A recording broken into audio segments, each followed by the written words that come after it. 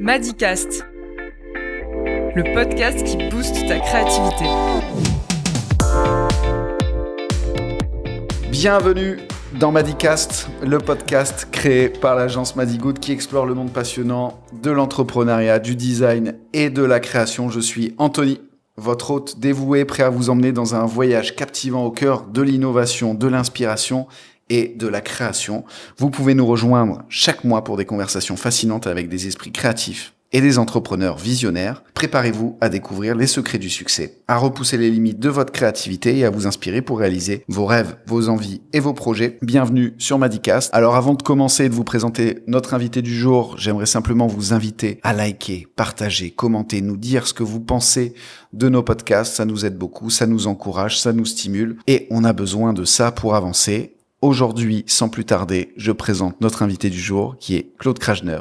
Salut Anthony. Bonjour Claude, j'espère que tu vas bien. Ouais, nickel. Alors pour ceux qui ne connaissent pas Claude, il y en a encore. Claude est un maître artisan chocolatier qui a sa boutique Le Temps d'un Chocolat, mais pas que. On va y venir à Marseille depuis maintenant quelques années. Alors Claude, est-ce que tu peux te présenter, qui tu es? Bien sûr, je me présente, Claude Krajner, forcément, c'est moi.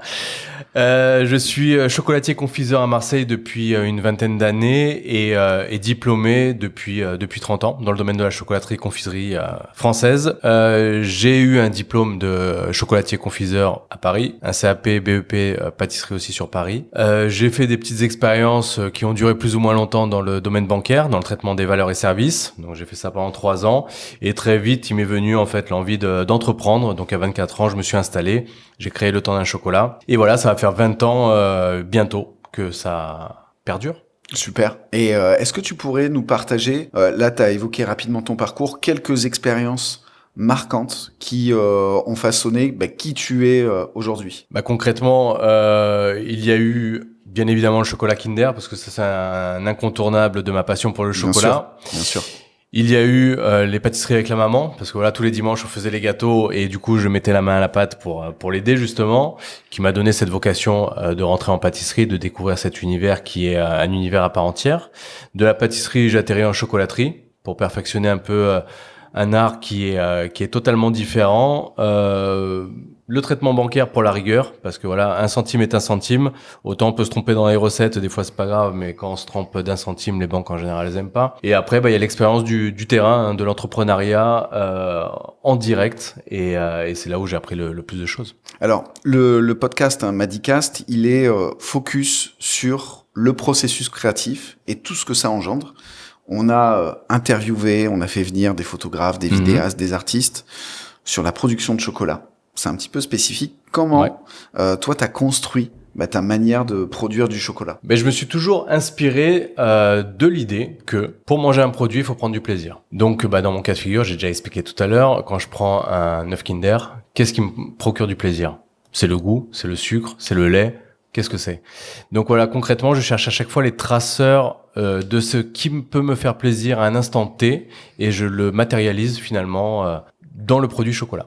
Et d'où t'es venue cette exigence du travail bien fait? Concrètement, mes maîtres d'apprentissage, parce qu'il y en a eu plusieurs, dont un qui culminait au niveau des meilleurs ouvriers de France, qui l'a jamais été, mais qui a toujours été dans ce travail-là. Il m'a impliqué cette rigueur du travail, de la créativité, de l'apparence, de la communication. En fait, il m'a fait un multivers. Il m'a mis dans le multivers. Il t'a mis dans le multivers. Alors voilà, c'est quelqu'un qui, quand il faisait des bonbons de chocolat, d'un coup il s'arrêtait, il allait jouer de la batterie, quoi.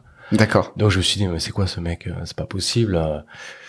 C'est quoi cette ouverture d'esprit? Et en fait, c'est un mec qui m'a appris à travailler le chocolat tout en ayant une rythmique métronomique, tout en calculant pendant qu'il me parle et pendant que je lui parlais, fallait que je réponde en rime.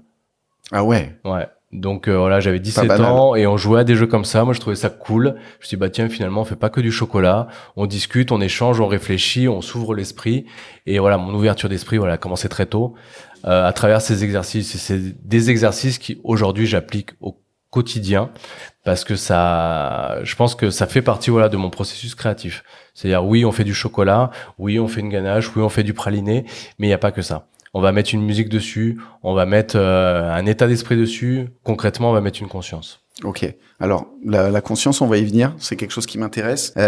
Quel rôle joue l'expérimentation justement dans ton processus créatif? J'imagine que c'est pas simplement on suit une recette. Il y a quand même de la recherche. Il y a quand même tu dois puiser quand même dans certaines inspirations, dans peut-être certaines saveurs. Comment ça se passe? Comment ça se passe? C'est très compliqué. Alors, ça va être difficile d'y aller étape par étape parce que bien évidemment, il y a multi-étapes, il y a plusieurs, comment dire, inspirations. Multivers. Ouais, c'est quand même multivers finalement. T'as raison. Ouais. C'est un multivers, quoi. Tu te mets dans un état d'esprit et d'un coup, bah, tu vas avoir un souvenir d'enfance ou tu vas avoir un souvenir présent. Tu vas dire, tiens, j'ai envie de manger de la noisette. Ok. Mais comment? Quel goût?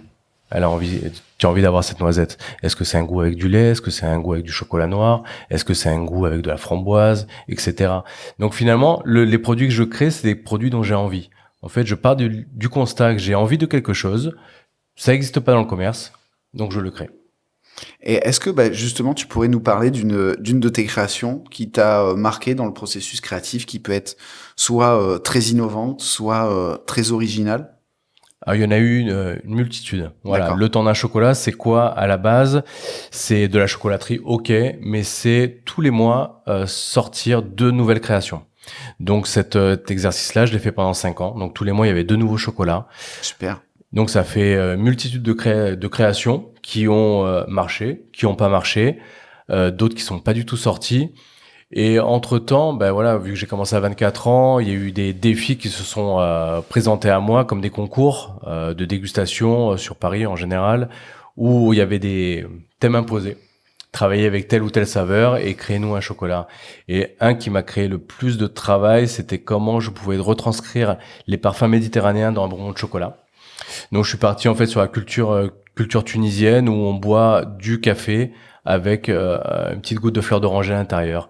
Donc concrètement, ça s'est concrétisé avec une ganache au café et un caramel à la fleur d'oranger.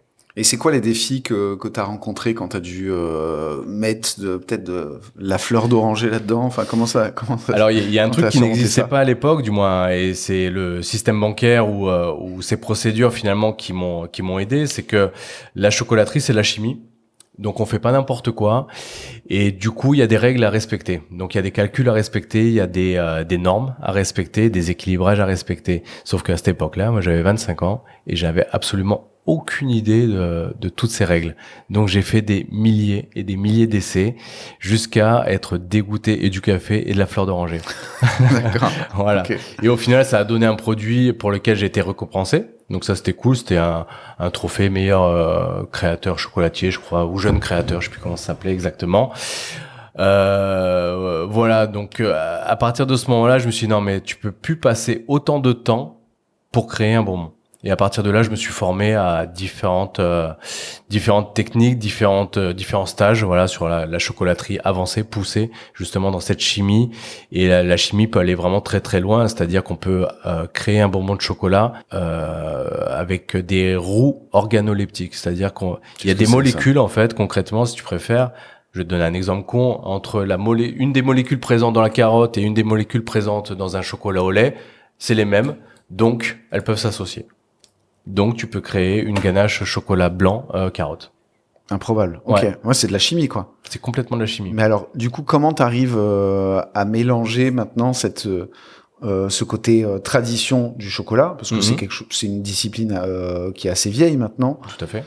Et justement l'innovation. C'est une part importante de ton travail aujourd'hui? Alors, je te dirais oui et non. Parce que comme moi je m'en suis aperçu avec le temps, c'est-à-dire que tu peux avoir un processus créatif, tu peux être très créatif, mais concrètement, quelqu'un qui arrive dans un magasin, il a envie de quoi? Surtout une chocolaterie, il a envie de manger du chocolat ou alors des noisettes. Voilà, c'est aussi simple que ça. Et tu as beau lui proposer des ganaches harissa, des trucs très très poussés, il va goûter ta création, il va en manger un. Mais le 1, c'est pas ça qui fait tourner le business.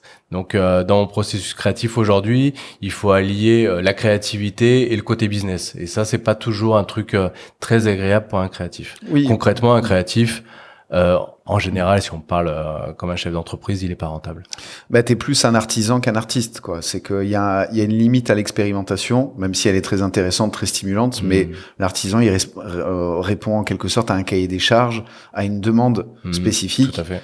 tu peux pas partir sur du chocolat banane harissa alors que la majorité des gens veulent le chocolat au lait noisette. C'est ça la difficulté, c'est de pouvoir créer et se faire plaisir, parce que c'est quand même concrètement quelque chose qui me stimule. Hein. Sans créativité, je serais un gras de papier du chocolat, donc ça serait pas très intéressant.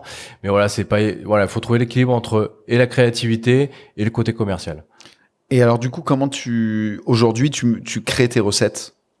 Eh ben, tu sais quoi, toujours de la même manière. C'est-à-dire... Toujours de la même manière, c'est-à-dire j'ai envie de quelque chose, je le fais. Voilà, D'accord. je peux pas te dire autre chose. Je suis assez, peut-être avec l'âge, je m'assagis, peut-être c'est ça. J'aime bien les goûts francs, marqués et presque uniques. C'est-à-dire que tu vas manger un chocolat framboise, faut que c'est le goût de la framboise, accompagné du chocolat.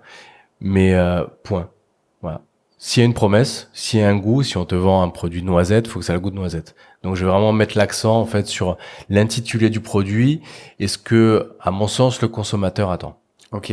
Et du coup, tous ces ingrédients, comment tu sources, comment tu sélectionnes tes fournisseurs?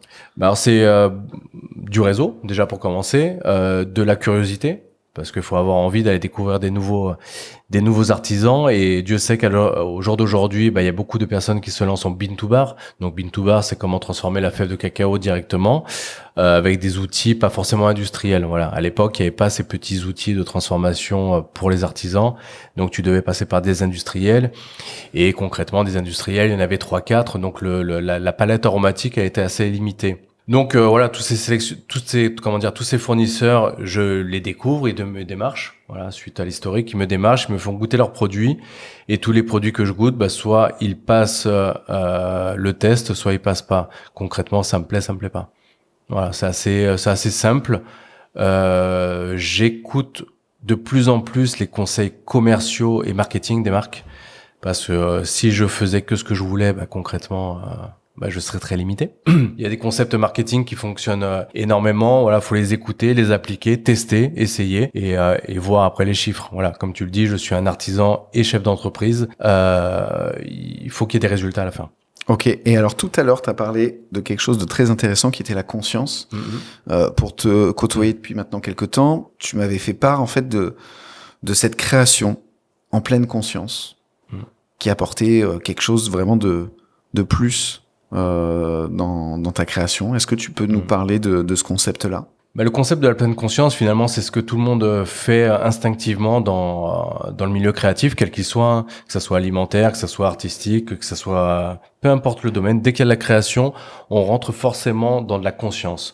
C'est-à-dire que la personne qui est experte dans son métier ou pas, parce qu'il peut être très bon artisan couturier, mais très bon artisan graphiste et c'est à peu près la même chose. Concrètement, il va se mettre dans un état, du moins, ce qui est mon cas, je vais parler pour moi, mais je pense que c'est le cas de tout le monde, on va se mettre dans un état méditatif. C'est-à-dire qu'on va travailler sur un sujet, on va s'imprégner du sujet, on va rentrer dans le sujet, on va essayer de le décrire le plus précisément possible, on va faire abstraction de tout ce qui se passe autour. Alors, il y a différentes méthodes pour arriver dans cet état méditatif. Il y a le travail répétitif. Donc, en chocolaterie, on a un travail qui est très répétitif.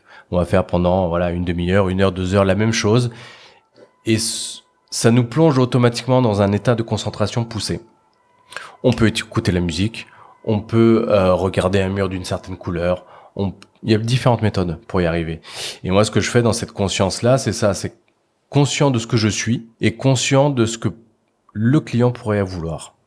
Et concrètement, quand tu arrives à un état, du moins ce qui est mon cas, quand j'arrive à un état de méditation poussée, ça peut paraître fou, mais je pourrais presque me connecter à l'envie d'une personne, peu importe laquelle. Et quand j'arrive à connecter mon geste, ma recette, mon envie de création à ce que le client potentiel voudrait, ça marche. Et du coup, qu'est-ce que ça apporte dans ton travail, la pleine conscience? Moi, si je fais pas ça concrètement, déjà, je suis décentré. Donc, à partir du moment où je suis décentré, je vais prendre que des mauvaises décisions.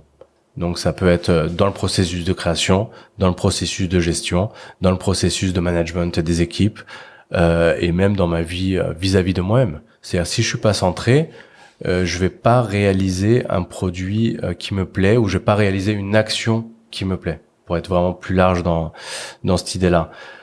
Et pour l'avoir testé, et je le teste encore, parce que être centré, c'est pas forcément facile. On est tellement bombardé d'informations, stimulé par des clients, par des coups de téléphone, par des factures, par tout ce qu'on veut. Hein. Il y a plusieurs moyens de se faire décentrer. Voilà, si je suis pas centré, en fait, ça marche pas et je dévie finalement de l'ADN qui est la mienne. Voilà. Et je pense que chaque être humain a son ADN et voilà. Créer en conscience ou vivre en conscience, ce qui est pour moi la même chose, c'est être aligné avec soi.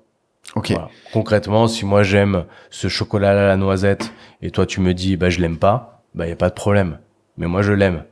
Toi s'il te plaît pas, c'est pas grave, tu vas chez un autre et tu trouveras un produit à la noisette qui te plaira. Et tu penses que ce côté pleine conscience, il est indissociable en fait de la qualité de tes produits? Tu peux pas avoir en fait aujourd'hui un produit qui est fait machinalement. Il faut que tu arrives dans cet état de méditation extrême pour pouvoir arriver à cette qualité de produit. Alors il y a cet état de méditation qui pour moi est obligatoire parce que ça fait partie de la rigueur, de la qualité et de la concentration à faire ce qu'on fait. Et j'ai oublié de mettre un truc dans la conscience parce que qui dit conscience dit forcément amour. Voilà. Si on n'a pas l'amour de ce qu'on va faire, concrètement ce que je disais tout à l'heure, c'est se connecter à une personne et se dire tiens, c'est tout con, on le dit naturellement en tant que chocolatier, pâtissier, cuisinier ou même autre couturier. On va dire, qu'est-ce qui lui ferait plaisir à cette personne? Et quand on va émettre ce souhait, soit là, on a la personne en face et elle va nous dire, voilà, j'aimerais ci, j'aimerais là. Soit on l'a pas et c'est ça qui est beaucoup plus intéressant, c'est de réussir entre parenthèses, parce que moi je sais entre parenthèses, deviner par rapport à un faciès, par rapport à une personne, par rapport à des échanges, qu'est-ce qui pourrait lui faire plaisir. Et voilà, finalement c'est du don de soi, c'est de l'amour de l'autre, du prochain, et lui faire plaisir. Et quand on fait plaisir à quelqu'un, voilà, c'est une des motivations qui me fait faire ce travail tous les jours. C'est que quand on est au magasin, qu'il y a des clients qui rentrent, qui goûtent un produit, et d'un seul coup on voit un sourire, et on se dit c'est bon. En fait, j'ai réussi le job.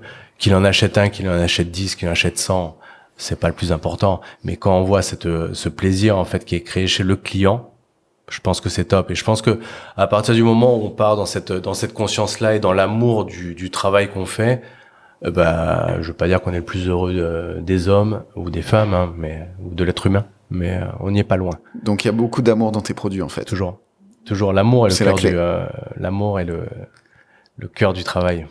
C'est intéressant quand même d'avoir cette vision-là, parce que tu peux parler à plein de personnes qui vont dire je veux juste faire un travail bien fait, rigoureux, mais effectivement le côté amour, don de soi, même la transmission de bonnes ondes, de bonne énergie. La transmission des ondes, des énergies, etc., c'est un truc qui est pas quantifiable aujourd'hui. On peut pas dire tiens j'ai mis X kilos d'ondes positives dans le produit. Ça serait intéressant. Après il y a des études qui ont existé et qui ont été faites sur, je sais pas si vous connaissez les grains de riz. En fait, on met deux bocaux et un on dit des mots doux et l'autre on lui dit des mots pas doux, voilà, voire sales. Et du coup il y a une modification de l'aspect du riz, c'est quand même fou. Hein. Ouais, moi j'invente rien, hein. C'est pas un truc de perché, hein, mais c'est un truc qui existe.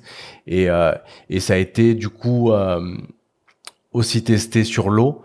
Il y a un japonais dont je me rappelle jamais le nom qui a fait ces expériences où il prélevait en fait différentes gouttes d'eau, il les congelait et quand il congelait et qu'il prenait en photo avec des techniques bien particulière, donc en macro, il s'apercevait que les eaux qui avaient été bien traitées entre parenthèses ou qui étaient pas loin d'églises ou de genre de trucs comme ça, ça formait des très beaux cristaux, comme des cristaux de neige, comme on voit au microscope, et celles qui étaient très polluées ou qui coulaient à côté d'usines, c'était complètement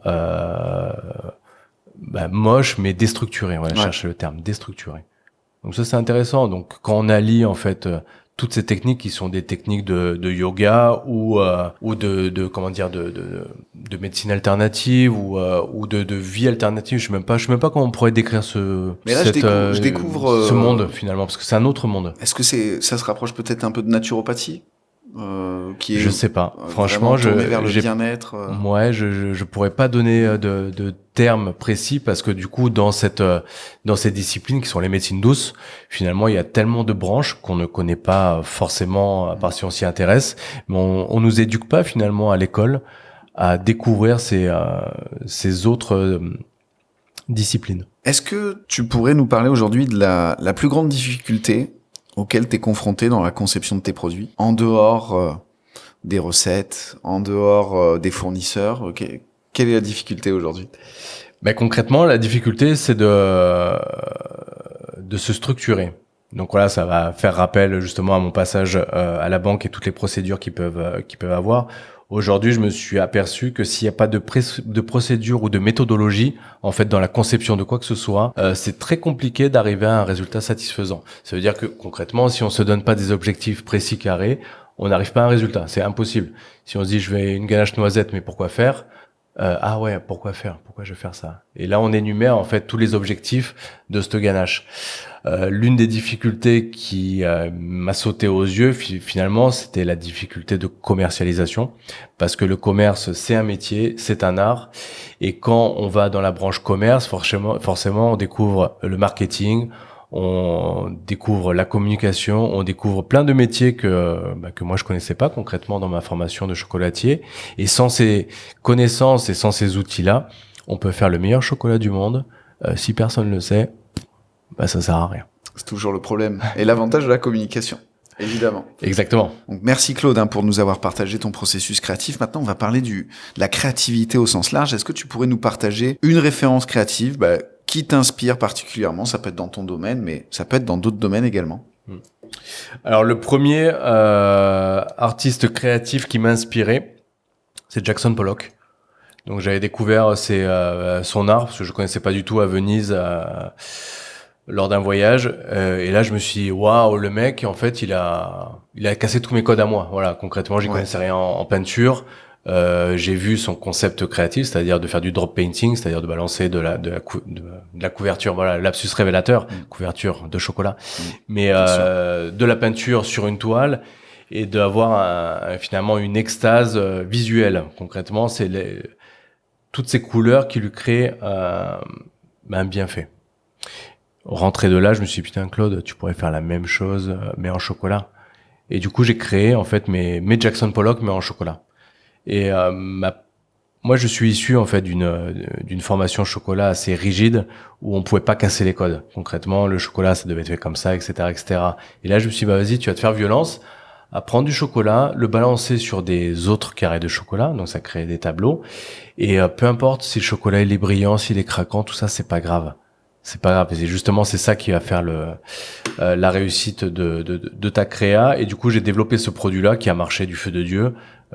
Que j'ai arrêté parce que je reste un créatif. Donc un créatif, c'est pas un mec qui va produire. Voilà, il va faire son expérience, il va kiffer, il va amener du plaisir aux gens, mais à un moment donné, quand ça lui procure plus de plaisir à lui, il arrête. Donc ce qui a été mon cas. Donc tout ça pour en venir, ça a été mon premier mentor de la création à travers mon métier. Donc c'était comment mélanger finalement deux métiers différents. Après, il y a eu Patrick Roger qui a passé un cap en 2007 quand il a passé son diplôme de meilleur ouvrier de France, où il a commencé à sculpter. Il a justement, adieu le chocolat brillant cassant craquant, il a commencé à sculpter, à avoir des formes qui ressemblaient à rien, etc. Et là, je me suis dit, oh, le gars, il a passé un cap, il a dépoussiéré la profession et il ouvre de nouveaux horizons. Ça a été mes deux grandes claques créatives. Voilà, concrètement. Après, les inspirations, je les trouve dans toutes les marques de sap. Je trouve énormément dans la musique. Voilà, la musique, j'adore la musique. Je suis passionné de musique. Je vais de la musique classique à l'électro et même toutes les musiques du monde parce que ça me fascine. Et je suis un féru de Daft Punk. Voilà, j'ai vécu leur ascension. Et eux, dans leur processus créatif, on rajoute un instrument après l'autre. Peu importe la sonorité que ça donne, c'est pas conforme du tout à ce qui pouvait exister à l'époque. Et j'étais assez fan. Quand j'étais très petit, j'ai redécouvert ça il y a pas très longtemps. Ma mère m'avait offert un vinyle. Je l'ai réécouté il y a pas très longtemps. C'est les plus grands morceaux de classique. D'accord. Et j'avais 9 ans. Et je me suis dit, waouh. Justement, aujourd'hui, voilà, j'en ai 45 et je me suis dit, mais à 9 ans, comment tu percevais cet album? Comment tu percevais la musique classique? J'ai cherché, j'ai pas trouvé. Mais ce que j'en sais aujourd'hui, c'est que aujourd'hui, dans mon processus créatif, tu mets une musique classique et concrètement, tu rajoutes les ingrédients les uns après les autres, et la musique classique est tellement parfaite dans la sonorité que le produit se doit d'être parfait. Donc voilà, les Herbert von Karajan, les Claudio Abbado, tous ces vieux chefs d'orchestre ont façonné mon enfance et mon processus créatif d'aujourd'hui. Donc je me mets de la musique classique et je peux créer, parce que la création, moi je me l'applique pas que à la chocolaterie, je l'applique aussi sur le leadership, je l'applique sur la façon de manager, je l'applique sur les nouveaux développements commerciaux. Voilà, la création pour moi c'est un peu ça. Et j'ai pas envie de prendre un livre que quelqu'un a écrit et d'appliquer sa méthode, parce que c'est sa méthode à lui et c'est pas la mienne. Et concrètement, vu que c'est pas la mienne, ça me correspondra pas. Est-ce que là, du coup, tu pourrais nous parler d'une envie créative que tu as en ce moment, une lubie, quelque chose de nouveau vers lequel tu aimerais t'orienter? Quelque chose de nouveau. Moi, je suis quelqu'un de passionné et de curieux, donc tout me passionne, tout m'intéresse et tout me donne envie. J'essaie de me cadrer, parce que du coup c'est très compliqué de faire du chocolat, c'est déjà une passion, d'être chef d'entreprise c'en est encore une autre, la musique c'en est une, et je crois que je vais le diriger tout simplement vers le jiu-jitsu brésilien, quoi. Voilà, ma créativité là-dedans, c'est un sport qui est en évolution, ou un art martial qui est en évolution depuis une vingtaine d'années, et il y a plein de techniques qui n'existent pas encore, et je me focalise là-dessus. Donc on passe du chocolat au jiu-jitsu brésilien. On peut passer du chocolat une sorte de grand écart. Complètement, à la Jean-Claude Van Damme. Magnifique, c'est exactement ça. Alors, dernière question, c'est marrant parce que tout à l'heure, tu as parlé de perception sur un instant T quand tu avais 9 ans, et aujourd'hui sur un morceau de musique classique. Comment ta perception a évolué au tout début de ta carrière quand tu étais apprenti chocolatier à aujourd'hui maître artisan chocolatier? Comment ta perception du métier a évolué? Tu sais quoi, si on peut faire un visuel en fait de ce que j'étais et ce que je suis aujourd'hui. À l'époque, j'étais le gros tambour du fond de l'orchestre là-bas qui tapait bam bam bam sans il accompagnait l'orchestre bien évidemment. Maintenant, je suis plus le violoncelliste, quoi. Voilà, vraiment à faire des trucs très fins, très rapides, très techniques, toujours harmonieux bien évidemment, hein. J'ai pas perdu de l'harmonie même dans le tambour. Mais je suis un peu là-dedans. Le gros bourrin et le mec un peu moins bourrin aujourd'hui, quoi. Et bientôt maître d'orchestre, alors. Chef d'orchestre. Quelque part, je suis un chef d'entreprise, c'est un chef d'orchestre, hein. Très très souvent, je l'assimile à ça. On joue un peu des partitions, on joue un peu de la vente, on joue un peu de la créa, on joue un peu de la gestion, on joue un peu de relations humaines. Voilà, on est un chef d'orchestre et puis on joue. Voilà. Trop cool. Écoute, merci beaucoup Claude. C'était merci à toi. Passionnant, très intéressant. Ça donne faim aussi. Donc je crois que tu as ramené du chocolat, donc on va faire une petite dégustation. Une dernière création pour un censé prototype, donc on va pas forcément en parler, désolé pour vous. Non, mais j'ai goûté déjà un carré, c'est très bon. Voilà, je peux quand même le dire.